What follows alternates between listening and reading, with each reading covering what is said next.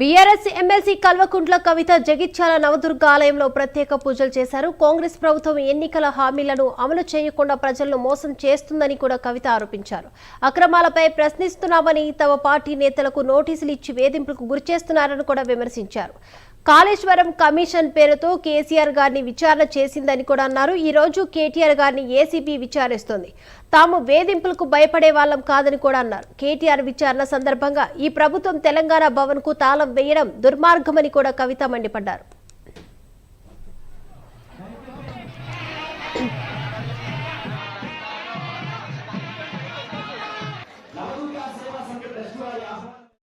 ₹500 ఎప్పుడు ఇస్తారు, మాకు పెన్షన్లు ఎప్పుడు ఇస్తారు, మీరు ఇచ్చినటువంటి హామీలన్నీ ఎప్పుడు ఇస్తారు, విద్యా భరోసా కార్డు ఎప్పుడు ఇస్తారని చెప్పి విద్యార్థులు ఉద్యోగులు అందరూ అడుగుతున్నటువంటి సందర్భం. జాబ్ క్యాలెండర్లు వేస్తామని చెప్పి విద్యార్థుల్ని మోసం చేసి యువతను మోసం చేసి అధికారంలోకి వచ్చినటువంటి సందర్భం మీ అందరికీ తెలుసు. మరి ఇవన్నీ అడుగుతుంటే కాంగ్రెస్ పార్టీ మీద ముఖ్యమంత్రి గారి మీద ఒత్తిడి పెరుగుతున్నటువంటి సందర్భంలో భరించలేక రోజొక కొత్త డ్రామా కాంగ్రెస్ పార్టీ చేస్తున్నాయి.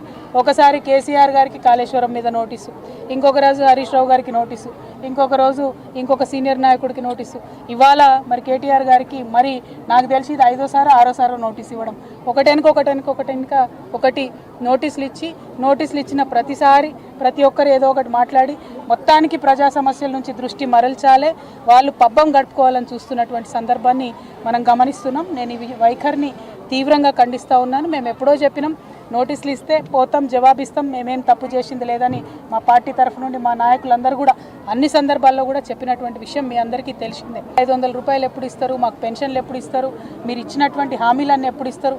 ఏ పార్టీ అయినా పార్టీలో ఉన్న లోపాలను ఖచ్చితంగా మాట్లాడుకుంటారు, సవరించుకుంటారు, ముందుకు పోతారు.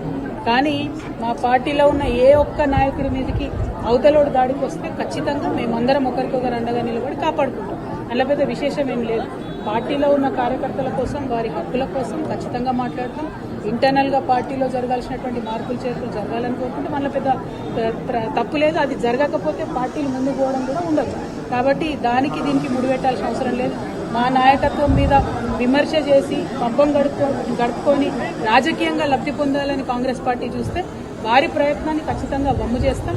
ఎవరికైతే మా నాయకుల మీద కేసులు పెడుతున్నారో హరీష్ రావు గారు కావచ్చు, కేటీఆర్ గారు కావచ్చు, అందరికన్నా ముఖ్యంగా కేసీఆర్ గారు కావచ్చు, వారందరినీ కూడా కాపాడుకుంటూ పార్టీని ముందుకు తీసుకొని పోతాం. అంతర్గతంగా మాట్లాడుకునే అనేక అంశాలు ఉంటాయి, అవి కూడా